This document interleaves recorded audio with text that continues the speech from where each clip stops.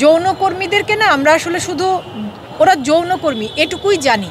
একজন অভিনয়কর্মী হিসেবে নীলপদ্ম সিনেমাতে কাজ করার অভিজ্ঞতাটা আমার জীবনে অসাধারণ সুন্দর এবং অভূতপূর্ব একটা ঘটনা।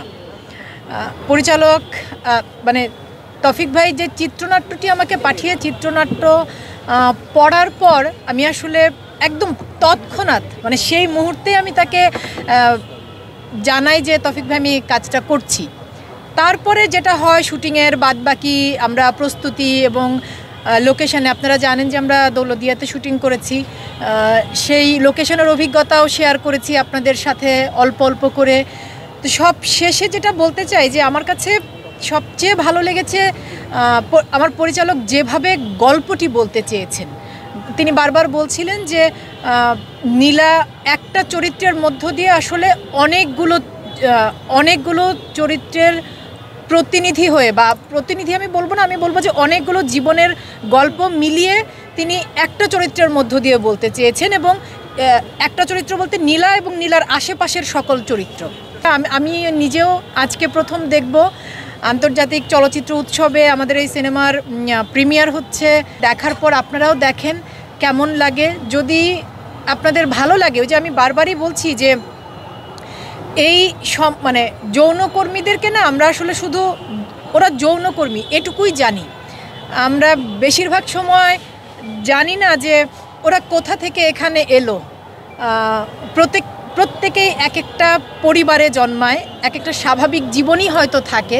সেই স্বাভাবিক জীবন থেকে ওদের জীবনটা কিভাবে এই জায়গাটাতে এসে আটকে গেল, এবং ওরা কি সারাটা জীবন আসলে এখানেই থেকে যেতে চায়?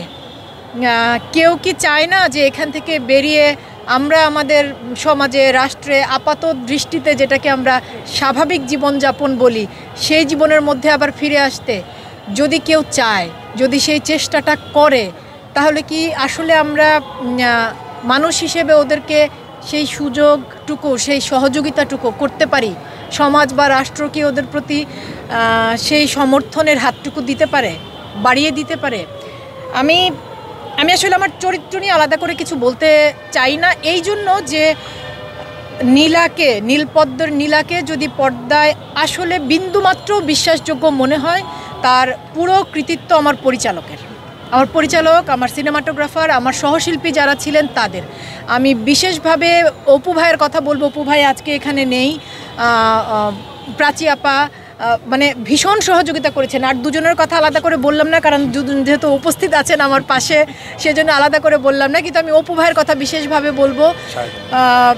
হ্যাঁ, তো থ্যাংক ইউ আপনারা সবাই এসেছেন। আমরা দেখি একসাথে সিনেমাটা, তারপর দেখি যে চেষ্টাটা আমাদের পরিচালক বা আমরা সবাই মিলে করেছি সে চেষ্টাটা কতটুকু সফল হয় বা কতটুকু